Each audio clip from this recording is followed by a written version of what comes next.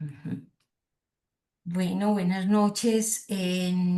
Como les anunciábamos en el reel de difusión para hoy, se los quería compartir, quería que lo escucháramos porque vamos llegando como a un tema que realmente es inesperado. Es esperado, pero inesperado el alcance que tiene y es la función de la imagen auditiva en nuestras relaciones con el lenguaje y con la escritura, que es lo que me da la impresión que es lo que está extrayendo Freud de todo este análisis que hace de las afasias. Entonces voy a ver si logro eh, encontrarlo, ponerlo. Ujú. Desde un segundito. Em, bueno, yo creo que se me perdió, pero lo que no se me ha perdido en ese, bueno, después si lo encuentro para que no perdamos tiempo ahí, voy a proyectarles el PowerPoint con recuerdan que cuando vimos la parte de cómo se aprende a hablar, cómo aprendemos a hablar, cómo era esa relación del niño con lo que escucha, con la palabra que escucha y cómo intenta repetirla, así los sonidos no coincidan y que dijimos que ese es el fundamento de lo que Lacan va a llamar después la lang, ¿m? Y que ahí hay un goce del niño, un goce en ese querer pronunciar, ¿cierto? Que es el primer objeto con el que el niño goza son sus palabras, sus propias palabras, pues. Em, en ese sentido, y si compartir, voy a ir a buscar el PowerPoint, y después encontraremos el otro, eso. Y este. Entonces, voy a poner un video que encontré en estos días de la misma niña que pedía las palabras, que quería repetir palabras, pero ella está más pequeñita y uno nota una cosa que Freud subrayaba y que a veces se pasa muy a la ligera, y es que la pronunciación de cada palabra requiere un tiempo, ¿sí? Y es ese tiempo mientras que la imagen auditiva llega al oído, el niño la procesa y puede reencontrar las imágenes de su pronunciación o buscar en su imagen motriz, en la manera de pronunciar eso que acaba de escuchar. Entonces me pareció muy lindo y vamos a ver si lo logro. No, si logro, porque tengo que compartir con el audio. Eh, compartir mm, pantalla. Es cierto que no se ve acá. Así, aquí. Compartir sonido. Ya, casi que no lo veo. Ahora sí. Compartir sonido y nos vamos con esta chiquita. Ella habla en portugués, no sabemos portugués, pero sí sabemos cómo ella va repitiendo eso, listo. Liquidificador. Miren cómo... Liquidificador. Pero sí se dieron cuenta, Peripécias. es que no logró como que... Peripécias. Paralelepípedo. Escucha. Paralelepípedo. Ornitorrinco. Ornitorrinco. Otorrinolaringologista.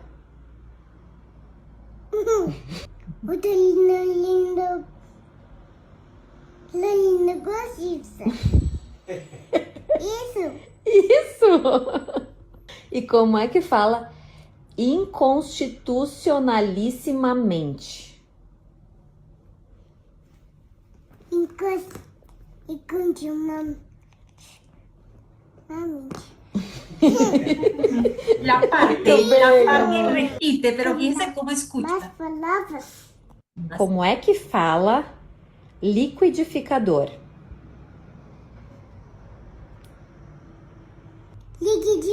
Liquidificador. Linda. Bueno, eso era lo que quería que viéramos, ¿cierto? Que eso se nos pierde y es esencial en el hecho en todo lo que es el proceso del lenguaje. Y en ese sentido, pues vamos hoy a ver lo que anunciábamos pues en el reel que no encontré, em, cómo Freud va a proponer a partir de lo que va analizando y encontrando en las afasias, a partir de lo que las afasias le enseñan, cómo él va a proponer una nueva teoría de las afasias. Va sí, cambiar y a proponer otra cosa muy diferente a lo que habían propuesto muchos estudiosos de las afasias, incluido Wernicke y Broca.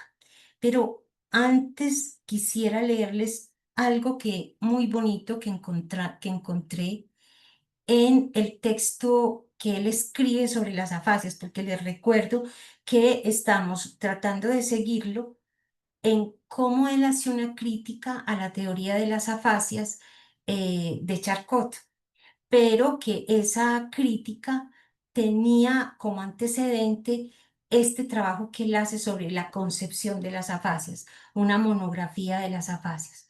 Es un texto largo, pues extenso, no es fácil de leer, pero hay cositas que son claras como esta que les voy a leer, porque va a ser el fundamento de lo que él va a proponer enseguida sobre su propuesta de las afasias.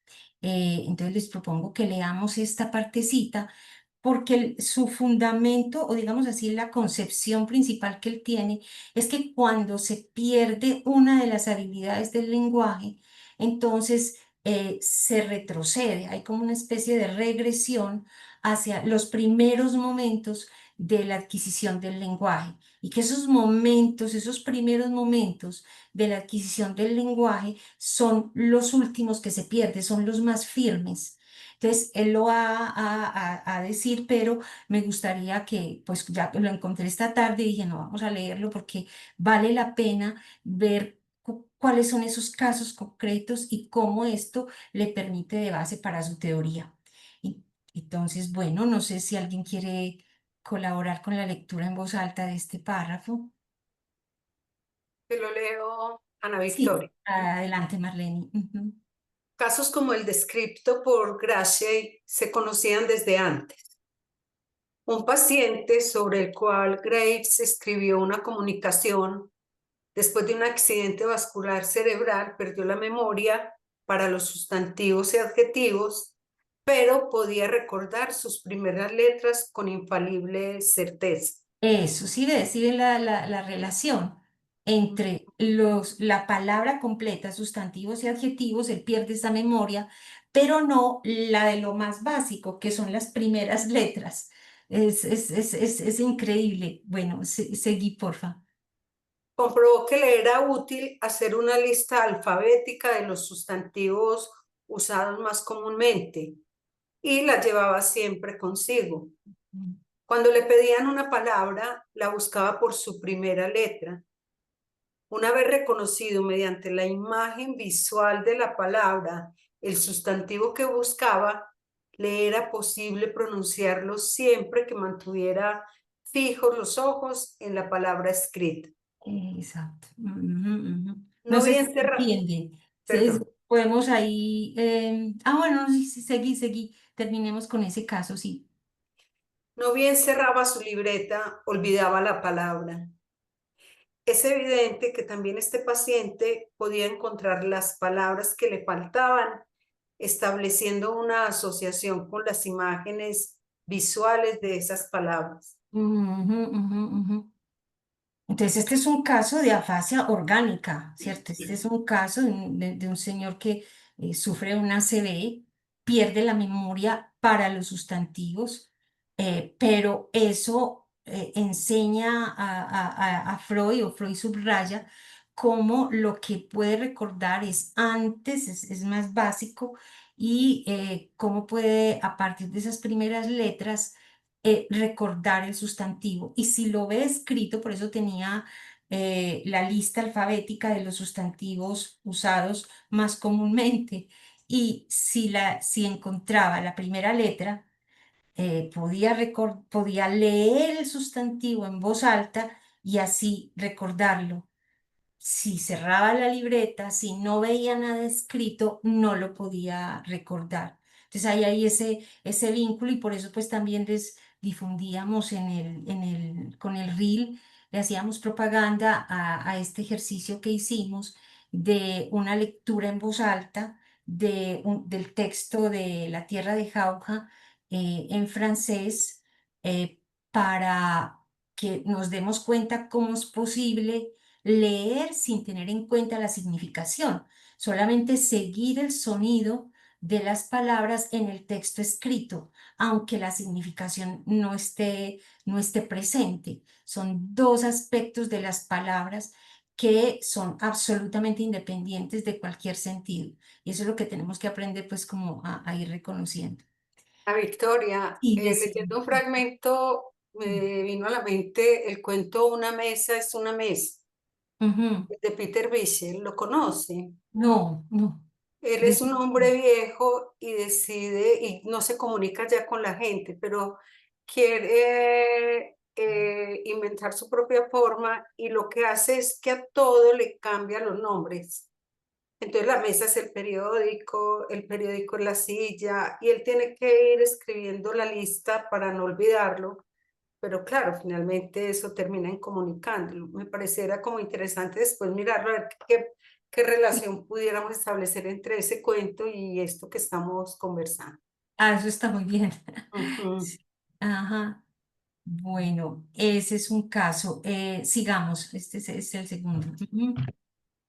En el estudio de los trastornos del lenguaje se ha observado a menudo que para que se produzca el lenguaje, la actividad de un centro necesita ser ayudada por la actividad de otro asociado con ella. El centro visual, área de las imágenes de las letras, muestra esta necesidad con suma frecuencia, y en tales casos es imposible escribir a no ser que cada una de las letras sean copiadas o trazadas en el aire. Westphal fue el primero en comunicar esta observación en un paciente afásico que podía leer solo cuando al mismo tiempo ejecutaba los movimientos de escribir. En las nuevas lecciones de Charcot, que he traducido recientemente, encontramos la historia completa de otro paciente con ceguera verbal que se valía de idéntico mecanismo. Por consiguiente, las afasias no hacen,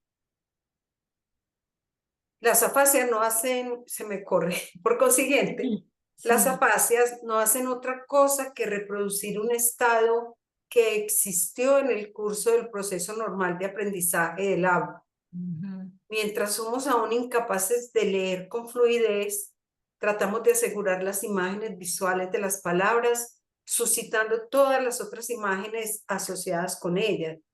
Y de la misma manera, cuando aprendemos a escribir, solemos estimular las imágenes sonoras y las imágenes motoras sinestésicas, además de las imágenes visuales de las palabras. Hay solo una diferencia. Cuando aprendemos, estamos limitados por la jerarquía de los centros que han comenzado a funcionar en épocas diferentes. Primero, el sensorial auditivo, luego el motor, luego el visual y finalmente el gráfico. Esto lo habíamos mencionado la vez pasada, Ana Victoria. Ujú. En los casos patológicos, sin embargo, el centro que menos ha sufrido es aquel cuya ayuda se busca en primer término.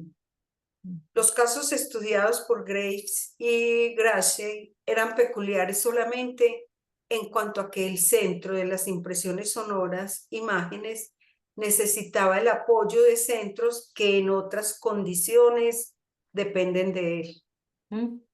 El de la imagen visual, por ejemplo, ¿cierto? El de la escritura, que tiene que escribir para poder pronunciar, cuando es al contrario, ¿cierto? Cuando en general la escritura depende es de las impresiones sonoras, del centro sonoro. Ana Aquí, Victoria, pero la sí, imagen ujú, acústica o la imagen es. visual se da solo si se comprende el término. Por ejemplo, Sí, sí. escuchando el cuento en francés, Ujú, ujú. pues yo trataba de guiarme por la modulación o por de pronto la Sí, emotividad que pusiera, pero no podía saber. representarme nada a pesar de conocer el cuento en español. Y Ajá, que si ajá, bien el francés es una lengua romance también, no es tan familiar, parecida al español, como cuando uno oye algo de portugués, por ejemplo, que ajá. puede parecerse más. Ujú, ujú, exactamente. Que es un poco lo que hacía la niña, ¿cierto? Ella, Sí, la mamá le dice, ella escucha y luego intenta pronunciar, ¿cierto? Entonces ahí se asocia el centro de la imagen auditiva, por eso él dice aquí que hay solo una diferencia. Cuando aprendemos, por eso él dice, él entró a buscar qué pasa los componentes de la palabra cuando aprendemos a hablar, ¿cierto? A escribir, a leer, etcétera. Entonces dice, cuando aprendemos, estamos limitados por la jerarquía de los centros que han comenzado a funcionar en épocas diferentes. Entonces, el primero es el sensorial auditivo. Claro, ¿qué es lo primero que hace el niño recién nacido? ¿Qué es lo único que no puede cerrar? Las orejas. Y ahí es donde Lacan entra y dice que el niño inclusive puede cerrar los ojos, puede cerrar la boquita, pero los oídos no. Y ese es el primer centro sensorial importante de la vida, es el que abre todo lo que sigue. Luego va a seguir el motor, que es ya cuando el niño empieza, bueno, a llorar, a gritar y ya a los 2, 3 meses que empieza el balbuceo, ¿cierto? Ya es el centro motor el que entra en juego, pero el básico, el principal, ese está firme, ¿cierto? Después de eso va a venir el visual, cuando el niño ya empieza a organizar bien cómo logra no sé si lo han oído mencionar, pero se dice que los niños tienen que aprender a ver, porque al principio hacen visquitos, mientras organizan la mirada, la pueden centrar en un lugar. Entonces, luego viene todo el trabajo del Ana centro Victoria, visual disculpe que te y interrumpa. finalmente el gráfico, sí. Ujú, Mira, es importante sí, esa parte, hay una parte que de todas maneras desde el estudio de la Cana, quiero un poquito tomar ahí, en el desarrollo, claro, del sujeto del lenguaje, ¿cierto? Se toma, ¿cierto? El desarrollo de los primeros, ¿cierto? Lo sensorial, lo auditivo, lo visual, pero ujú, ojo, igual dentro del seminario, de los últimos seminarios, ¿cierto? Del lenguaje, la segunda, ¿cierto? La de Lacan, cuando habla, bueno, desde la psicosis, ¿cierto? Del seminario de la psicosis, el ujú. origen, ¿cierto? Del sujeto tiene que ver, él pone el énfasis en el plano imaginario, ¿cierto? Porque él se encadena de su teoría del espejo, ¿cierto? Que es fundamental de entender esto, ¿cierto? Y donde Sí, la imagen, cómo funciona también como origen de todo, digamos, también lo instala como lugar más allá de lo sensorial. ujú, Pero es una cosa muy arquetípica de Lacan, porque ahí hace la parte, el trasfondo de la partidura del sujeto, ¿cierto? En sí, que es cómo se llama la alineación, ¿cierto? Del sujeto cuando rompe, digamos, ese corte trascendental del lenguaje, cuando el sujeto, digamos, el significante se vuelve binario, ¿cierto? Porque primero es unario, ¿cierto? sí, pero En ujú. ese binario empieza el lenguaje, empieza lo Lo que sensorial, pasa, pero la imagen igual de todas maneras, es podríamos agregar desde importantísimo. ahí el origen también del sujeto, ¿cierto? Yo Dentro de lo sensorial, de todas maneras todo se suma, ¿cierto? Pero es como claro, agregar algo nomás, eso nomás, Ana. exacto, y me parece muy buena esa puntuación porque va en este orden de ideas. Aquí Freud nos está diciendo lo que ocurre cuando aprendemos, cuando estamos pequeñitos, que es donde él empieza todo ese análisis. Y cuando dice, primero el sensorial auditivo, porque es lo primero que hacemos. Luego el motor, porque es la pronunciación, todo lo que se hace con la boca. Y luego el visual. Y en el visual es no solamente, o sea, no solamente el manejo de la mirada, poderla fijar en un punto, sino que ahí podemos ubicar entre los 6 y los 8 meses el estadio del espejo, que es fundamental, donde el niño a partir de la imagen que ya maneja, entonces puede comenzar todo lo que es la dimensión de las identificaciones, etcétera. Ahora, cuando decimos el sensorial auditivo, estamos implicando los significantes que el niño escucha, los primeros significantes, y que hemos dicho, diferenciamos que el niño escucha las voces porque el niño no entiende qué le están diciendo, pero sí puede diferenciar y ser sensible a los sonidos de la voz que le habla de aquel que se dirige a él, porque la voz se incorpora, entra por los oídos y poco a poco va también familiarizándose con las palabras que escucha del otro, las palabras que lo nombra, esos significantes básicos. Y bueno, ese es como que en el último Lacan nosotros encontramos que él ahí resignifica, reescribe cosas que había planteado al principio, por ejemplo, esto de que la lang son restos, son restos de goce, son formas de goce que quedaron en el sujeto en el sentido de que en algún momento fueron cosas que pronunció mal y que quedan en él como un residuo de goce, que es lo que pasa con la niña. Cuando ella pronuncia mal, ella se ríe, ella intenta y estamos ahí en plena constitución de la LANG, en ese paso hacia aprender la lengua materna. Ella goza con esos malentendidos, con esas cositas que no logra pronunciar. Entonces, eso es muy importante porque nos muestra como ese paso, esa oscilación entre la lang y o el base del balbuceo, o el balbuceo es la base de esa lang, de esa la lang, y luego la lengua materna que ella intenta pronunciar. Entonces es muy importante porque miren cómo Freud viene, por eso nuestra pregunta, ¿qué enseñan las afasias al psicoanálisis? Y aquí es que le enseñaron las afasias a Freud. Entonces esto le enseñan, ¿cierto? Que la palabra se descompone y que esa descomposición de fenómenos del registro sensorial auditivo, que son las imágenes auditivas, las imágenes motoras de la pronunciación, luego las imágenes visuales de las letras y luego el elemento gráfico cuando el niño empieza a escribir. Son todos esos cuatro elementos los que pueden entrar a asociarse unos a otros y apoyarse unos a otros en el proceso normal de aprendizaje del lenguaje y de la lengua. Y que cuando ocurre algo del orden de una fase orgánica donde se alteran esas dimensiones del aparato del lenguaje, entonces lo que quedan son las primeras que se adquirieron, son las que se adquirieron, pero mire lo que dice, en los casos patológicos, sin embargo, el centro que menos ha sufrido es aquel cuya ayuda se busca en primer término. Entonces, si uno lo mira con el caso del primer paciente, ¿cierto? Él pierde la memoria de los sustantivos y de los adjetivos, pero podía recordar lo que no sufrió fueron las letras, es decir, las imágenes visuales. Él las tenía claras y podía saber con qué letra podía empezar un sustantivo o una palabra que había olvidado. Entonces, la reconoce la letra y eso le ayuda a poder pronunciar la palabra que se le había olvidado, que le es imposible. ¿Cómo? Leyéndola.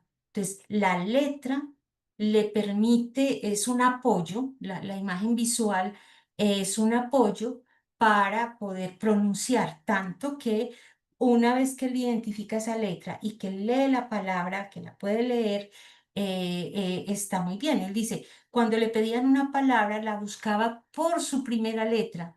Ese era el apoyo que él tenía.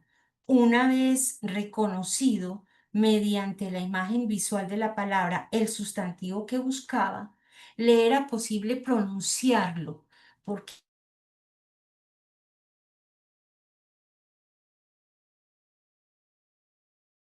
que la afasia de él era posible pronunciarlo siempre que mantuviera fijos los ojos en la palabra escrita, es decir, que la dimensión visual le ayuda a él en la pronunciación de aquello que le es imposible, que le era difícil.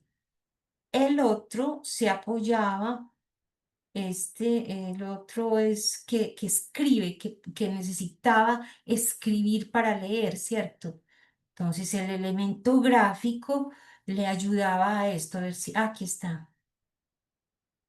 El centro visual, en el estudio de los trastornos del lenguaje, en el estudio de los trastornos del lenguaje, se ha observado a menudo que para que se produzca el lenguaje, la actividad de un centro necesita ser ayudada por la actividad de otro asociada con ella. Entonces, el centro visual, que es el área de las imágenes de las letras, muestra esta necesidad con suma frecuencia y en tales casos es imposible escribir a no ser que cada una de las letras sean copiadas o trazadas en el aire. Westphal fue el primero en comunicar esta observación en un paciente afásico. Este también era orgánico, que podía leer solo cuando al mismo tiempo ejecutaba el movimiento de escribir. Mire qué belleza, o sea, la función visual de la lectura, solo él leía a la medida que podía ir escribiendo lo que estaba leyendo. Eso muestra la fascia, eso le enseñó la fascia orgánica a Freud y por eso va a proponer lo que va a proponer en términos de su teoría de las afasias. A mí esto me acuerda mucho unos niñitos de primero de primaria que estaban aprendiendo a escribir y cómo para escribir cualquier palabra ellos tenían que pronunciar, era muy, y hacían fuercecita, o sea, todo su cuerpo se empeñaba en escribir mamá, pero es que cada M implicaba una pronunciación, mamá, o sea, la escritura era algo audible. Entonces se apoyaban, ya esto me hace entender, ¿cierto? Esto permite entender cómo se apoyan esos elementos visuales, auditivos o gráficos o motores para en el aprendizaje de la lectura, la escritura, etcétera. Bueno, no sé si algún otro comentario. Si queda claro, pues como esto que es una belleza, porque estos casos entonces ya no se nos olvidan. El otro es el caso, que les decía que él llega de París, él llega en 1886, pero ha acordado con Charcot que va a traducir las lecciones del martes que Charcot había publicado. Entonces empieza a traducir y este es justamente lo que estamos leyendo. Dice, en las nuevas lecciones de Charcot que he traducido recientemente, encontramos la historia completa de otro paciente con ceguera verbal que se valía de idéntico mecanismo. Ceguera verbal es que no podía entender, es decir, no podía entender lo que decía, pero podía escribir, podía apoyarse en la escritura para poder entender lo que le decían. No sé qué fue lo que leímos en los primeros, ya en febrero, fue cuando leímos los casos de Charcot. Este chico no podía pronunciar, no podía decir, pero cuando le decían que escribiera, él escribía, él podía escribir. Entonces, bueno, entonces por consiguiente las afasias no hacen otra cosa que reproducir un estado que existió en el curso del proceso normal de aprendizaje del habla. Mientras somos aún incapaces de leer con fluidez, tratamos de asegurar las imágenes visuales de las palabras, suscitando todas las otras imágenes asociadas con ellas, y de la misma manera, cuando aprendemos a escribir, solemos estimular las imágenes sonoras y las imágenes motoras sinestésicas, además de las imágenes visuales de las palabras, lo que les decía de la niñita de primero, ¿cierto? Que estaba aprendiendo a escribir. Bueno, entonces Listo. Y cuando aprendemos una lengua extranjera, lo mismo, ¿cierto? Para hacer, vamos a ver si logro dejar de presentar, si podemos presentar sí, un momento por acá, que en el francés, miren, hagamos el ejercicio acá, porque no, mm, voy a buscarlo aquí, lecturas fundamentales. Porque además el francés tiene una desventaja, podría uno decir, respecto al español, y es que muchas palabras que están escritas, no es como con nosotros, que es más fácil, porque podemos, esto está en Instagram, porque nosotros podemos, eh, ay no, no es este, eso. Ana Victoria, ¿podría comentar algo? Porque en el francés no se pronuncia tal como se escribe. Entonces hay muchos sonidos hay muchas letras que están escritas, pero que no corresponden con el sonido. ¿M? Entonces tratar de adecuar, o sea, tratar de adecuar, esa es la dificultad de aprender una lengua. Vamos a ponerlo acá. ¿Dónde está aquí? ¿Dónde estoy yo? Aquí. Listo. Vale. Compartir. Porque ese es el ejercicio, ¿cierto? Tratar de, que es lo mismo que está haciendo la niña no tiene ni idea de lo que la mamá le está diciendo, pero intenta seguirlo en el oído.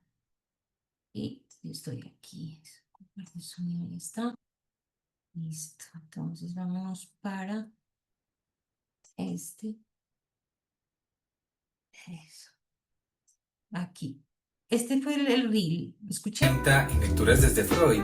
Felipe, nada menos y nada más que la manera como Freud pasa de ser aprendiz de las afasias a ser él quien enseña algo absolutamente nuevo sobre las mismas y que nada tiene que ver con las conocidas afasias de Wernicke y de Broca. ¿Cómo así? ¿Qué cambio? Entonces podríamos titular la sesión como ¿qué enseña Freud sobre las afasias? Exactamente. El análisis que Freud hace de las afasias es sorprendente, pues pone al descubierto la composición esencialmente significante de la palabra, es decir, la función de la imagen auditiva de las palabras en nuestra relación con el lenguaje y la escritura. Ah, sí. Recuerdo que nos impactó mucho, por ejemplo, que dijera que la comprensión de lo leído se obtiene solo por medio de las imágenes sonoras producidas por las palabras pronunciadas o también por medio de las imágenes motrices de palabras surgidas en el proceso del habla, cosa que implica la lectura en voz alta.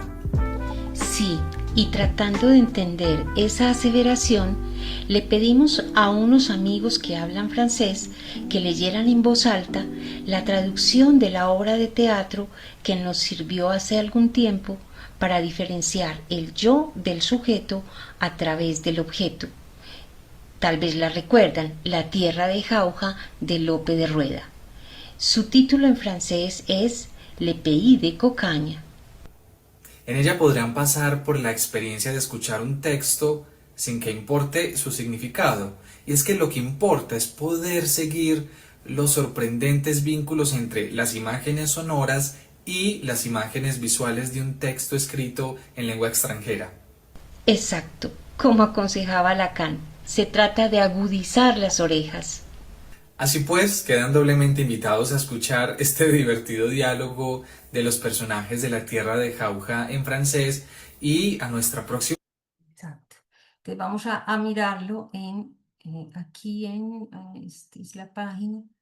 Voy a mirar dónde está el YouTube, el canal de YouTube, y ensayémoslo para que tengamos porque es que para nosotros la experiencia de la palabra es una experiencia compacta y es una experiencia que está muy ligada a la significación. Entonces, este ejercicio nos enseña a desbaratarla, para poder seguir esos cuatro registros, ¿cierto? Estas cuatro imágenes. Mon Vean, partenaire Panarisso marche le esa- pays de Cocagne, de l'eau. ya con el mismo título, Le Pays, no país, como nosotros decimos, Le País de Cocaña, no, Le Pays, ya aquí cambia la sonoridad, pero uno puede seguirla para seguir la letra. Ok, eso. de Rueda. Personnage Onsiguera, voleur. Panarisso, un autre voleur. Mendrugo, simplet. Une route isolée, avec des arbres en arrière-plan, au crépuscule. Alors que le rideau se lève, la scène est vide. Quelques secondes plus tard, Onsiguera, un voleur, entre par la droite, suivi de son partenaire Panarisso, marchant avec difficulté. ¿Cómo lo sienten? Extraño. No se entiende nada. Es como cuando uno mira una película en inglés, pues yo no entiendo nada, ¿cierto? Pero es tratar de agudizar el oído para lograr identificar algunos sonidos que son semejantes a los que ya conocemos, que es ese proceso en el que Freud decía, cuando aprendemos a leer o a escribir, estamos reconociendo en las nuevas palabras que escribimos o que pronunciamos sonidos y palabras que ya conocíamos de nuestra lengua materna, ¿cierto? De nuestra lenguaje anterior. Bueno, seguimos. Entonces aquí es simplemente presentando pues los personajes. Y aquí cuando viene ya este diálogo. Ujú. Allez, allez, frère Panarizo, arrête de traîner. Il est maintenant temps de jeter nos filets. Y esa es otra cosa bien difícil del francés. Ellos no pronuncian la palabra hasta el final. Arrête de traîner, arrête. O sea, no pronuncian la última letra, que nosotros sí la pronunciamos hasta el final, ¿cierto? Veamos este otro pedacito y ya seguimos. Et comment veux-tu que j'avance, frère Onziguera, si je ne peux plus porter mes os? Nous traînons depuis 3 lieues. Oh, je n'en peux plus. Il s'assoit, enlève une botte et caresse son pied d'un geste douloureux. Allez, ne te laisse pas abattre, frère Panarizo. Mais dis, tu as faim? Moi, faim, je mangerai un poulet entier avec les plumes et tout. Fame es hambre. Eh bien, attends et tu pourras engloutir un bon dîner. Que dis-tu, Onziguera? Ai-je bien entendu? Tu as parfaitement entendu. Sais-tu pourquoi je t'ai amené ici? Et comment veux-tu que je le sache? Écoute. Écoute, escucha. Ujú. Il s'assoit à côté de lui et continue en disant À cette heure-ci de la journée, quelqu'un passe généralement par ici, un fermier, un certain Mendrugo, avec une marmite de nourriture pour sa femme, qui est en prison. Ce Mendrugo est un peu simplé, et il ne sera pas difficile pour nous, sans qu'il s'en rende compte, de manger ce qu'il y a dans la marmite. Et comment allons-nous y parvenir? Comment? Aiguise ton esprit, ami Panarizo. Nous allons lui raconter cette histoire du pays des Cocagne. Tu la connais déjà. Et comme il sera captivé par l'histoire, nous lui prendrons gentiment quelques bouchées, au moins. Ujú. Il écoute. Bueno, ya de ahí yo los dejo que ustedes hagan el ejercicio para que nosotros retomemos nuestra lectura, pero, exacto, ya volvemos nosotros a nuestra lectura aquí. Eso.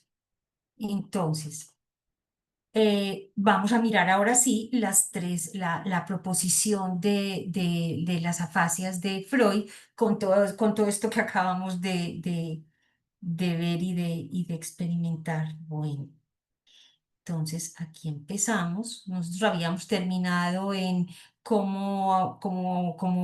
recuerdan, cómo aprendemos a hablar, cómo aprendemos el lenguaje del otro, cómo aprendemos a deletrear, cómo aprendemos a leer, cómo aprendemos a escribir y cómo ejercitamos el lenguaje después de haber aprendido todas estas funciones por las mismas vías asociativas que seguimos al aprenderlas, ¿cierto? Apoyándonos en la experiencia auditiva, en la de la escritura, en las imágenes visuales de las letras, etcétera. Entonces, ya después de que nos ha explicado todo esto, aquí viene ya sí lo que él va a proponer. Bueno, otro lector, alguien que quiera leer. Estoy presentando, ¿cierto? Están viendo la presentación. Ok. ¿Alguien, quién se ofrece para leer, por favor? No, no se ve todavía. No. Ah, vuelvo a presentar entonces. Gracias. Entonces es este. Listo. Ujú. Yo puedo leer. Sí, porfa, Daniela, adelante. Ujú. Empezamos ahí en la palabra. Palabra. Ahí. Ujú. La palabra es, pues, una representación compleja que consta de las imágenes que hemos consignado. Expresado de otro modo, corresponde a la palabra un complicado proceso asociativo en el que confluyen los elementos de origen visual, acústico y kinestésico enumerados antes. Ujú, ujú. Bueno, ya sabemos el visual, el acústico y el kinestésico es la pronunciación y la escritura. Listo. Ahora bien, la palabra cobra su significado por su enlace con la representación objeto, al menos si consideramos solamente los sustantivos. A su vez, la representación objeto es un complejo asociativo de las más diversas representaciones visuales, acústicas, táctiles, kinestésicas y otras. Ujú, ujú.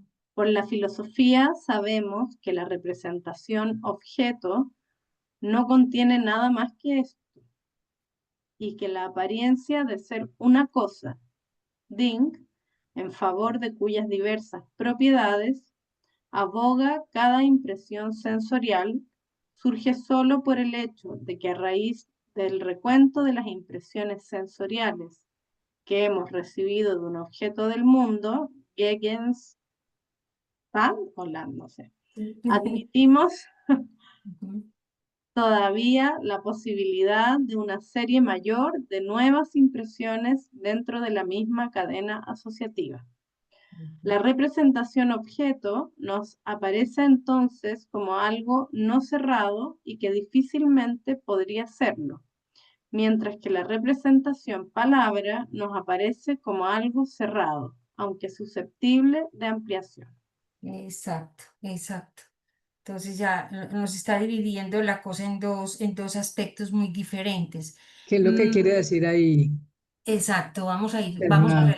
vamos a releer despacio. Entonces, volvé a leer, porfa, Daniela, releamos. La palabra es, pues, una representación compleja que consta de las imágenes que hemos consignado. Expresado de otro modo, corresponde a la palabra un complicado proceso asociativo en el que confluyen los elementos de origen visual, acústico y kinestésico enumerados antes. Antes. Entonces, miren que ahí es puro, lo que decíamos, es puro significante. O sea, ahí no hay nada que ver con la significación, porque la palabra es como la experiencia de la niña brasilera, ¿cierto? Ella escucha, ahí está en juego lo que la imagen auditiva que llega a su oído, pronunciada por la mamá, y la imagen motriz que ella intenta pronunciar tratando de pronunciar de la misma manera que la mamá. Entonces son dos elementos de la palabra y no importa que ella no entienda qué significa. O sea, ahí la significación está por fuera. Lo mismo ocurre pues con las experiencias de los afásicos y ahora nosotros tratando de leer francés. Nada de la significación. Pero aquí ya va a llegar a hablar del significado. Entonces, por eso les decía que esto es muy lacaniano. Este es un Freud muy lacaniano porque no tiene nada que ver con la significación, solamente lo que llega, ¿sí? Ahora sí nos va a empezar a hablar de esa otra parte de la significación de la palabra. Entonces, releamos. Ana Victoria, Sí. entonces ahí Ujú. la palabra imagen tiene otro sentido al cotidiano. Pero si esa imagen acústica no es que se esté representando no una imagen del objeto, por ejemplo, en Exactamente. caso de No, que sea no, un no. sustantivo. Exacto, es la imagen. Una imagen es es lo que nos queda después de haber percibido algo por cualquiera de los cinco sentidos. Por eso es que ella puede reproducirla, aunque no sepa qué significa, la reproduce parcial o algunas completamente, aunque no sepa qué significa, esa sería la imagen auditiva. Exactamente, y a ella no le importa la significación. Ella Interesante. se goza en esa pronunciación, en ese escuchar y en ese volver a pronunciar, tratando de que sea igual. Y cuando no pronuncia igual, ella sabe que no es igual y se muere de la risa, ¿cierto? Sí, sí. Bien. Entonces, Algo que decías ahora, el español es una lengua fonética en cuanto que es biunívoca, la letra corresponde al sonido, que eso puede sí, facilitarlo. Lo que decías sí, ahora que el sí, francés no. suprime la pronunciación de palabras o hay vocales o letras que no De la última corresponden letra. con el sonido. Sí. De la última letra, exacto. Bueno, Estaba pensando sí, que este sí. concepto que ocupa Freud en muchos textos que aparece acá, que es el de impresión, Ujú. que si tiene que ver con eso de la imagen, que si es ese tipo de imágenes, como que quedara una impresión. Exactamente.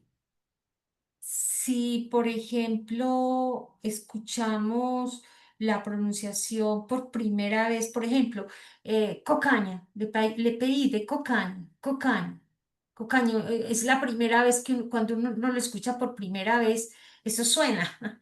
Mm, Y cuando lo escuchaste la primera vez, te quedó una impresión en el oído. mm, Y esa impresión va a dejar o va a constituir una imagen auditiva en la medida en que te permite reconocer algunos sonidos de tu lengua materna, mm, la como co en español, ¿cierto? Coca, ña y ña, que ellos escriben GN y nosotros le ponemos ñ, ¿cierto? Cocaña, cocaña. Eso es una cosa que en español no dice nada, no significa nada, pero que nosotros podemos reconstituir porque esas tres sílabas corresponden a sonidos de nuestra propia lengua materna y o a sea que ya hay imágenes auditivas, pero la primera vez que la escuchaste fue la impresión, la ahí. percepción. Ujú. Que me recordaba ese texto de la pizarra mágica, que es como eso Exacto, que exacto. deja una marca y después se va sobreescribiendo, ¿no? Exactamente, exactamente. Mira que lo viene desde acá, o sea, y la pizarra mágica, él lo plantea aquí, esto es 1891. Mm, Esto es lo que le enseñan las afasias. Todavía no ha llegado al psicoanálisis, está a punto de llegar, pero todavía no. Pero es sensible a las palabras, a toda esta lógica de mecánica y lógica de la composición de la palabra. Luego lo va a plantear en la interpretación de los sueños, luego en 1911-12 en los dos principios del funcionamiento mental, y luego en 1925-27 que es la pizarra mágica, y eso sigue siendo vigente, porque es que es mm, la constitución del lenguaje. Y bueno, Lacan también lo retoma. Entonces, es por eso que Lacan, por ejemplo, él decía, está bien los lingüistas, pero antes de los lingüistas, ya Freud se había anticipado a concebir lo que es, esto es el significante, mejor dicho, esto que está aquí en amarillo es puro significante, que Ana, es, va a podría decir hacer un después, aporte ahí con sí, Ley. respecto a alguna experiencia que tuve acá en esta parte donde dice concluye los elementos de origen visual. Aquí me trae algo con una chica que ella es sordomuda y ella siempre se fijaba, era muy curioso porque ellos tienen su lenguaje de señas, pero ella en momentos no lo adoptó, sino que intentaba comunicarse de esto visual, de mirar cómo pronunciamos, los gestos que hacemos, cómo hablábamos y ella en momentos pronunciaba algunas palabras como mamá, papá, pero era de mirar cómo siempre que uno se dirigía a ella, mira cómo tenemos el movimiento, cómo hablamos, entonces creería que sería algo muy interesante acá en la parte donde dice en los Es, elementos que confluyen de origen visual. exacto. Preciosa esa experiencia, sí. Y los niños pequeñitos que quieren aprender a hablar, uno no para bolas a eso, pero fíjense que cuando ellos empiezan a hablar, empiezan a mirar, a hacer lo mismo que la niña que acabaste de decir. Y no son sordomudos, porque les interesa ver cómo es que se pronuncia, ¿cierto? Es como si esa imagen de la pronunciación de la mamá o del papá de quien está al frente se lo quisieran grabar, meter en la cabeza para luego reproducirlo. Entonces está la impresión, que es la percepción, y luego está la imagen, que es el recuerdo. Porque recordemos, ese texto es muy lindo, hay un proceso que es primero la percepción, la atención y luego la memoria, el registro o memoria. Entonces, la imagen corresponde más a ese momento del registro de memorizar una impresión que entró por el oído o que entró la imagen visual. ¿M? Entonces, la imagen corresponde más a ese proceso del recordar, de cómo queda registrado la huella o la impresión que percibimos en el primer momento. Muy bonito. Entonces, veamos ahora cómo va a llegar él a presentarnos la significación. Ujú. ¿Vuelvo a leer? O Sí, sea, continúa ¿sí? donde dice ahora bien la palabra. Ujú. Ahora bien, la palabra cobra su significado por su enlace con la representación objeto, Ujú, al menos si consideramos solamente los sustantivos. ujú. A su vez, la representación objeto es un complejo asociativo de las más diversas representaciones visuales, acústicas, táctiles, kinestésicas y otras. Por la filosofía sabemos que la representación objeto no contiene nada más que esto, y que la apariencia de ser una cosa, en favor, y que la apariencia de ser una cosa, en favor de cuyas diversas propiedades aboga cada impresión sensorial. Surge solo por el hecho de que a raíz del recuento de las impresiones sensoriales que hemos recibido de un objeto del mundo, admitimos todavía la posibilidad de una serie mayor de nuevas impresiones dentro de la misma cadena asociativa. Exacto. Entonces, por ejemplo, si tengo, primero que todo, llama la atención que él dice representación objeto, ¿cierto? Eso no se lo inventó él, lo está tomando de la filosofía, ¿cierto? De su época, pero es una representación. Una representación objeto no es lo mismo que un objeto. ¿Por qué Lacan decía que Freud anticipa a Saussure? Porque aquí está, el significante es una imagen acústica, según Saussure, y el signo lingüístico está compuesto por una imagen acústica y un concepto.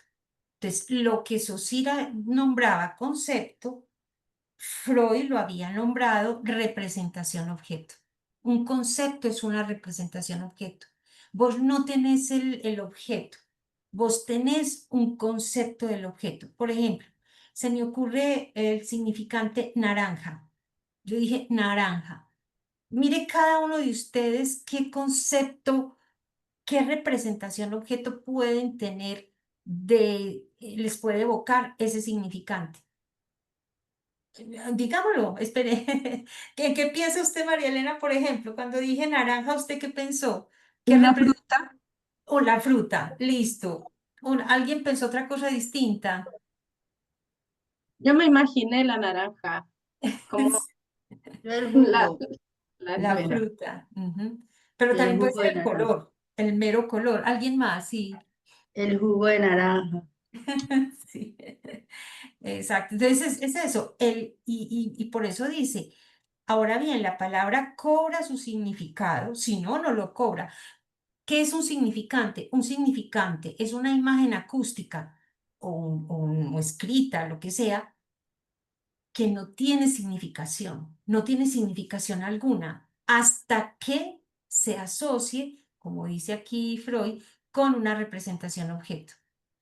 Lacan nos va a decir, hasta un significante se vincula con otro y su efecto va a ser la significación.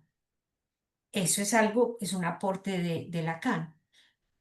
Pero Freud nos está, al menos el primer paso, diferenciando la representación palabra, que es absolutamente significante, que no significa nada, de la representación de objeto, que ya implica el significado. Ahora, ¿cómo se constituye esa representación de objeto o ese significado? A partir del enlace de la imagen, de la representación palabra con la representación objeto. Muy sencillo, dice, la representación objeto, el concepto, es un complejo asociativo de las más diversas representaciones visuales, acústicas, táctiles, kinestésicas, gustativas. Es decir, todos hemos tenido la experiencia de una naranja, del color naranja o de un jugo de naranja. Entonces, esas experiencias que tuvimos van a dejar, digamos así, recuerdos, diferentes, él dice aquí, que la representación objeto es un complejo asociativo de las más diversas representaciones visuales, acústicas, táctiles y otras que quedaron después de haber tenido la experiencia de conocer una naranja, ¿cierto? Por la filosofía sabemos que la representación objeto no contiene nada más que esto, es decir, imágenes, representaciones, y que la apariencia de ser una cosa en favor de cuyas diversas propiedades ahoga cada impresión sensorial, o sea, cada impresión sensorial que usted tuvo de la naranja le permite tener una representación objeto, un concepto de la naranja. Entonces, si la ve de determinado color, el sabor, el color, el sabor, el olor, la textura, todo esto va a contribuir a esa Ana, representación de objeto. Sí, porque sí, me decime. parece muy importante esto porque, mire, por lo menos uno me iba era a esas palabras que muchas veces se le dicen a los niños, por lo menos decir porquería. Tú eres una porquería. Y Ujú. siempre le están repitiendo, entonces, ¿qué es una porquería? Entonces, él se forma como su propia, como que su propia significación de lo que es una porquería. No sirve, no sirve para nada, soy un estorbo, soy un desecho. Él se forma con esa palabra y con otras frases o con otras palabras que le digan, él ya se va formando su propio significante. Me ocurre eso. Su propio significado, porque el Y su propio significante ya estaba. Él el escuchó significante. porquería. Sí, Exacto. significante el porquería. Ajá. Sí, el significante es porquería, fue lo que escuchó. Es que porquería puede ser, puede decir, puede significar muchas cosas. Ahora, lo que él se construye como significado, como representación objeto, ya es otra cosa, ¿cierto? Que para Se nos fue Ana. él ya, ¿qué Allá. dijiste? Que es que ha habido momenticos en que te has congelado, Ah, este internet aquí, a pero veces. ya te Ya está recuperamos. bien. Listo, ok. Ana Bueno, Ana, Victoria, y desde la lingüística, significante, significado, de desosir, por ejemplo, ¿cuál es la diferencia con esto? Así eso, sea, no, pues, está en lo mismo, o sea, sí. esta es una anticipación de lo a que eso. va a plantear Saussure. Mejor dicho, no es anticipación en el tiempo, es Lacan el que nos hace ver que Ah, Freud descubrió lo mismo que Saussure, solo que Freud lo descubrió desde la clínica, ¿sí? Y lo nombró de manera muy diferente a como lo nombró Saussure, pero es Ujú, el mismo fenómeno, que sí. es Ana, significante la imagen acústica y el concepto, que es lo mismo que la representación objeto. Para Saussure, un signo lingüístico es el vínculo que hay entre una imagen acústica y un concepto, que es arbitrario. Entonces yo tengo significante, porquería, concepto, ¿qué? Lo que deja una vaca, lo que está sucio o que no sirve para nada, etcétera. Entonces, por eso es arbitrario. El significante no significa nada hasta que vos no le enlazás un concepto. Entonces, una imagen acústica es muy diferente a un concepto. Mm. Entonces, esa es la cuestión. Y después, claro, lo que Freud va a plantear sobre el desplazamiento y la condensación, ya la lingüística lo va a nombrar como metáfora, metonimia. Pero todo este descubrimiento anterior, en la próxima les traigo la referencia donde Lacan dice cómo Freud anticipa la lingüística, ¿cierto? Desde la clínica. Pero entonces está planteando lo mismo, no sé si te queda claro, ¿cierto? Y, Freud, y Lacan lo que va a hacer es, va a profundizar, va a coger y va a decir, listo, Freud propuso representación palabra, representación objeto. Saussure propuso significante, significado. Y yo voy a retomar para el psicoanálisis significante, ¿sí? Y significado, significación, sentido. Solo que el aporte de Lacan es darse cuenta que un significante, que el significado no es tanto esta asociación como el hecho de que un significante respecto a un otro va a permitir la constitución de un significado, que es distinto. Y bueno, va a hablar también del S1, etcétera, todo lo que después nos anticipa. Pero las bases son estas, muchachos, estas son las bases. Y cuando él descubre esto en Freud, pues dijo, claro, aquí estaba ya toda esta parte. Muy importante. ¿Qué ibas Yo a decir, iba, Adela? Adela, sí. es que encuentro mucho, como muchas similitudes y solamente como una diferencia entre los dos párrafos. La palabra, cuando enuncia la palabra, que es una representación compleja que consta de imágenes que hemos consignado, bueno.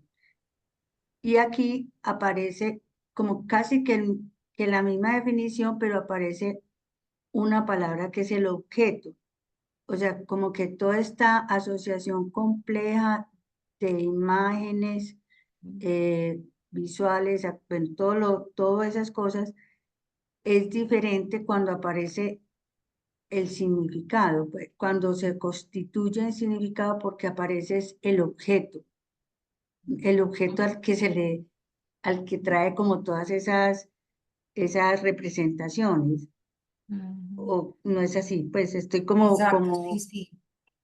pues que me llama la Exacto. atención es que es casi que la misma definición, pero solamente aparece la palabra objeto y después cosa, y que es como lo que hace la diferencia entre esa palabra que es como sin objeto, sino puro significante, y ya cuando aparece como con un significado. Ujú. O- Porque representación quiere decir que yo mm, vuelvo a presentar algo que ya estuvo presente una vez. Por eso Freud toma ese término. Entonces, una ajá, representación, entonces, por ejemplo, que es una cosa que ustedes de pronto han visto en el seminario 1, que en la edición de Paidós, al fin, la imagen que hay es un elefante. Porque cuando Lacan termina ese seminario, o en una de sus lecciones, él dice, podemos hablar del elefante sin traerlo. No hay necesidad de traer un elefante aquí para que sepamos de qué se trata. Las palabras no son sino representaciones de las cosas, de lo que existe realmente. Y es lo que Freud, me parece muy bien lo que estás señalando ahí, Adela. Una cosa, la cosa es lo real, el ding, la cosa, que es muy diferente a una representación de ese objeto real. ¿M? La representación ya implica que yo no tengo que cargar con el objeto para poder hablar de él o referirme a él. Basta un concepto que me permita dar una idea de ese objeto. Y que lo mismo ocurre con las palabras. Yo no tengo que no tengo que volver a ese momento donde la escuché, sino que puedo referirme a las imágenes o representaciones que dejaron esas palabras, como hace la niña, ¿cierto? Tratando de reproducir la imagen. Entonces yo quiero que adelantemos porque aquí él va a proponer leamos, Daniela, porfa, la última frase donde dice la representación objeto. Ujú, esta. Ujú, eso, Perdón, aquí. ahí. Ujú. La representación objeto nos aparece entonces como algo no cerrado y que difícilmente podría serlo, mientras que la representación palabra nos aparece como algo cerrado, aunque susceptible de ampliación. De ampliación. Entonces, por ejemplo, naranja. Ustedes lo escucharon, es algo cerrado, pero el concepto el que ustedes tienen, la representación de la naranja, es muy amplia, porque implica el tacto, el gusto, el olfato, una cantidad de imágenes que es muy abierta. Y la palabra naranja puede ser susceptible de ampliación, cuando Adela dijo jugo de naranja, ¿cierto? Pero no más de ahí. Y en ese sentido, entonces, Freud propone este esquema psicológico de la representación palabra, ¿cierto? Este esquema psicológico donde ustedes ven aquí que está, aquí están las asociaciones de objeto, miren, arriba, imagen visual, táctil, acústica, que son las asociaciones que les permitieron evocar naranja, el significado de la naranja. Mientras que abajo está la representación palabra, que tiene solo cuatro, no más que cuatro componentes: la imagen de la escritura, la imagen de la lectura, la imagen sonora y la imagen motriz de la escritura.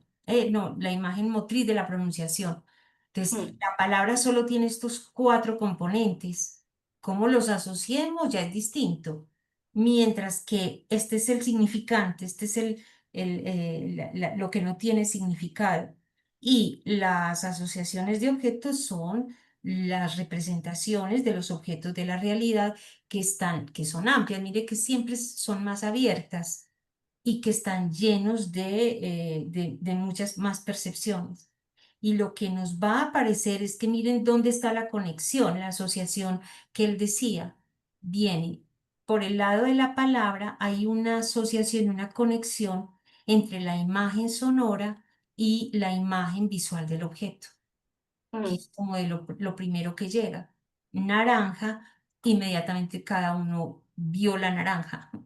Tenía un concepto y ya no es sino hablar pues para poder explicarlo. Bueno, entonces ese va a ser como su propuesta. Si quieres leamos esta partecita donde le explica este esquema. Ujú, eso. La representación palabra aparece como un complejo cerrado de representación. En cambio, la representación objeto aparece como un complejo abierto. La representación palabra no se enlaza con la representación objeto desde todos sus componentes, sino solo desde la imagen sonora. Entre las asociaciones. Perdón, la importancia de la imagen sonora, que es la imagen auditiva, es el significante. Sí, sí. Entre las asociaciones de objetos son las visuales las que subrogan al objeto, del mismo modo como la imagen sonora subroga a la palabra. No se indican en la figura las conexiones de la imagen sonora de la palabra con otras asociaciones de objetos que no sean las visuales. No sean las visuales. A mí esta palabra subroga me despista. Entonces, subrogar es sustituir, ¿cierto? Entonces, entre las asociaciones de objetos son las visuales las que sustituyen al objeto, como con naranja, por ejemplo, inmediatamente viene una imagen. Sustituyen al objeto, lo representan. Son las visuales las que sustituyen al objeto del mismo modo como la imagen sonora sustituye a la palabra, o sea, de las 4 imágenes, la que más la sustituye es la imagen auditiva, la imagen sonora. Y no se indican en la figura las conexiones de la imagen sonora de palabra con otras asociaciones de objeto que no sean las visuales, que son las más importantes, ¿cierto? No las únicas, pero sí las más visibles. Bueno, ¿quién más quiere continuar la lectura para que ya aquí, porque aquí sí pasamos ya a la teoría de las afasias? Hola, si quieres, entonces yo Sí, leo. gracias, Lady, sí. He aquí la tesis que sobre la base de la patología de los trastornos del lenguaje no podemos menos que formular la representación palabra se anuda por su extremo sensible, por medio de las imágenes del sonido, con representación objeto. Así llegamos a suponer la existencia de dos clases de trastornos lingüísticos. Uno, una afasia de primer orden, afasia verbal, en la que solamente están perturbadas las asociaciones entre los elementos singulares de la representación palabra. Y dos, una afasia de segundo orden, afasia simbólica, en la que se está perturbada la asociación entre la representación palabra y representación objeto. Uso el término asimbolia en otro sentido. Volvamos a leer este pedacito porque yo creo que ya ahí podemos aclarar algo, ¿cierto? Ujú.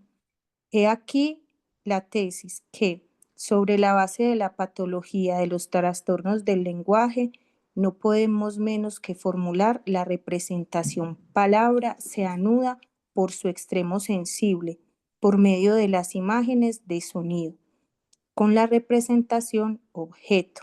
Así llegamos a suponer la existencia de dos clases de trastornos lingüísticos.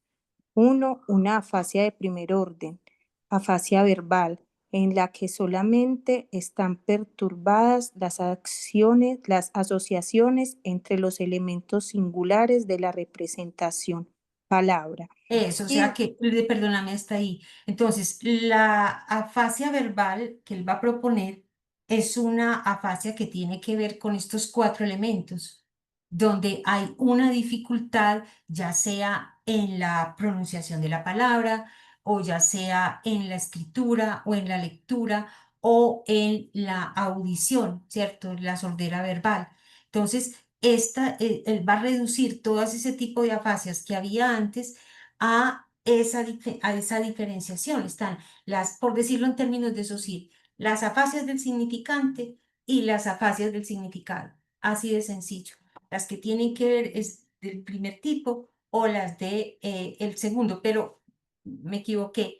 Volvamos a leer lo del segundo porque creo que ahí me equivoqué en algo.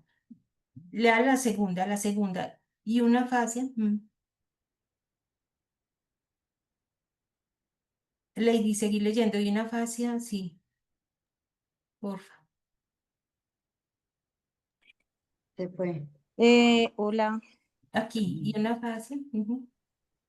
una afasia de segundo orden, afasia asimbólica. En la Se te fue el micrófono, se te apagó. una afasia simbólica en la que estaba perturbada la asociación entre representación, palabra y representación objeto. Objeto, o sea que es aquí donde hay un problema en este punto, él la va a llamar, en esta conexión, en esta asociación con la representación objeto, la va a llamar afasia asimbólica. Pues afasia verbal del lado del significante y afasia asimbólica cuando no hay una dificultad en la asociación con la representación de objeto. Son los dos tipos de afasia, pero dijimos que son 3. Vamos a ver cómo llega la tercera. Entonces, en la asociación está la imagen sonora de las dos. Pues Ujú. la conexión está entre la imagen sonora y la Y la imagen visual. visual. Exacto, en este doble raya. Como si le hablaran en otro idioma. Uno no, al Sí, escuchar ahora el texto, uno no tiene la sí. representación de Exacto. cosas. Tiene la imagen acústica, pero no. Exacto, exacto, exacto, Entonces, exactamente. Ahí éramos afásicos asimbólicos. Muy bien. Sí, terminemos. Sí, seguí, por favor, Lady. Ahí sí, uso el Uso término. el término asimbolia en otro sentido que el corriente. Desde Finkerlund, porque la relación que media entre la representación palabra, representación objeto, me parece más merecedora del nombre simbólica que la que media entre objeto y representación objeto. Propongo llamar media entre objeto y representación objeto. Propongo llamar agnosia a las perturbaciones en el conocimiento de los objetos del mundo, que Finkeln resume bajo el término asimbolia. Ahora bien, sería posible que trastornos agnósticos que solo puedan producirse en caso de lesiones bilaterales y extensas de la corteza. Conllevan también una perturbación del lenguaje. En efecto, todas las incitaciones para el habla espontánea provienen del campo de las asociaciones de objeto. A estas perturbaciones del lenguaje la llamaría afasias de tercer orden o afasias agnósticas. Y de hecho, la clínica nos ha permitido conocer algunos casos que reclaman esta concepción. La concepción, exacto. Entonces es la agnosia, ya no tiene que ver con la relación con es que esto, miren qué belleza, aquí está constituido lo simbólico, ese vínculo entre el significante y las significaciones. Y por eso aquí es donde se corta y se puede llamar afasia asimbólica, pero la relación con los objetos reales ya del mundo, ya él le da otro término, o sea, está criticando a este señor porque este señor llama asimbólica a la dificultad del vínculo con el objeto en tanto que tal. Y Freud dice, no, lo simbólico es esencialmente esto. Y miren que sí, es lo que va a fundar el registro simbólico de Lacan. Lo que Freud lo nombró todo el tiempo, pero ya Lacan lo instituyó como el orden simbólico, esos vínculos que hay entre el significante, el significado, el sentido, etcétera. Y otra cosa es la relación con los objetos reales, que Freud va a llamar agnosia. Yo les quería mostrar porque aquí lo hice en en el PowerPoint. Miren, aquí está, yo lo puse con colores porque así no me quedó muy nítido, pero sí se ve, es el mismo esquema, solo que lo puse con los colores de lo que es la dimensión de nosotros. Entonces, la representación palabra la pongo en rojo porque va a ser todo lo que tiene que ver con el significante o con los trazos escritos, que es la representación palabra. Está lo mismo, las imágenes impresas, las imágenes de la escritura manuscrita, las imágenes de la pronunciación y las imágenes auditivas o sonoras. Y arriba las asociaciones de objeto que ya las vimos, como con el caso de naranja. Y aquí ya, ¿dónde está cada fascia? Entonces, la fascia verbal, me quedó muy feito, pero entiende, esta es la fascia verbal que tiene que ver con todos los problemas que hay a nivel de la representación palabra, a nivel de los cuatro elementos que la constituyen. Luego está la fascia simbólica, que es aquí en este tránsito o en esta posibilidad de asociación con las asociaciones de objeto, con los conceptos, ¿sí? Mejor dicho, esta fascia simbólica es la afasia que tendría problemas con el signo lingüístico. Y la afasia agnóstica, ya la pongo aquí con azul, que es como lo real, ¿cierto? Que son los objetos del mundo. Y aquí es donde hay un problema, ¿cierto? El sujeto no logra hacer un vínculo con los objetos del mundo, que es lo que él propone como afasia agnóstica. En otros términos, lo que va a quedar como esencialmente simbólico en la dimensión del significante, ya pasado pues por Lacan, esto que son en verde son los significados, lo imaginario, y en azul lo real, los objetos reales del mundo. Bueno, esos son los tres tipos de afasia, muy diferente a lo que proponían Wernicke y Broca y todos los otros. Entonces, esos tres elementos nos van a abrir la dimensión, las dimensiones que Lacan nos enseña a leer, lo simbólico, lo imaginario y lo real. Bueno, no sé si hay alguna... Victoria, te iba a No, pedir si podemos cerrar con algo poético y me dejas sí, compartir algo que tiene relación con, pues alguna relación nos puede hacer pensar. sí, sí, Es sí. posible. Claro, Yo voy hacer... a intentar compartir, Sí, pero no sé si tiene sí, que hacerle así. autorizarme. Ah, mira, a ver, intenta, yo Ya, sí, espera entonces. sí te puedo, sí, sí, sí te tengo que autorizar o no. No, Sí, yo tiene que estoy mirando autorizar. aquí si puedo, es que no sé por qué está en inglés. Ya, ahí te estamos viendo. Sí, un momentico. Ahí comparte. Sí, Está compartiendo. sí, sí, Y claro, poesía bueno, entonces 2025. escuchen. Ella es una poeta joven, se llama Manuela Gómez. Tiene un conversatorio ahí con la poeta conocidísima por nosotros, Inés Posada. Y ella escribe algo relacionado con sus hijos. Salió fácil, no fácil no, sino rápido. Se llama Antes. Antes mi hijo decía luenga en vez de lengua. Yo no lo corregí ni una sola vez. Amaba el sonido de esa palabra extraña como recién nacida. Cuando alguien le enseñó, se dice jirafa, no firaza.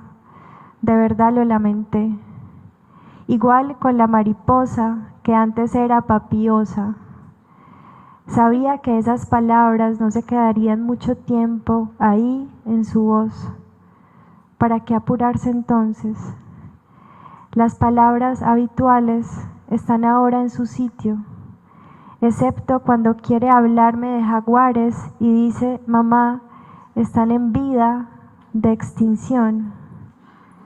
Ay, Ya lindo. sabemos, no hay que decirle nada, quizá queden algunos días así en que la vida se extinga sin intermediarios. Ay, qué belleza, Eso es no, una qué belleza. cierre tan bello, Marlene, Lo sí, quise compartir porque todavía se me pone la piel de gallina. Yo dije, sí, aquí sí. es muy oportuno para Terrible. nuestro... Sí, eso, qué belleza está, eso Sí. es. Ahí pues ni modo. Bueno, mil gracias Marlene y mil gracias a ustedes por su asistencia y nos vemos dentro de 15 días A entonces. usted, Ana Victoria, muchas gracias. Gracias, Muchas Angélica. gracias, Muchas feliz noche gracias. para Chao. todos.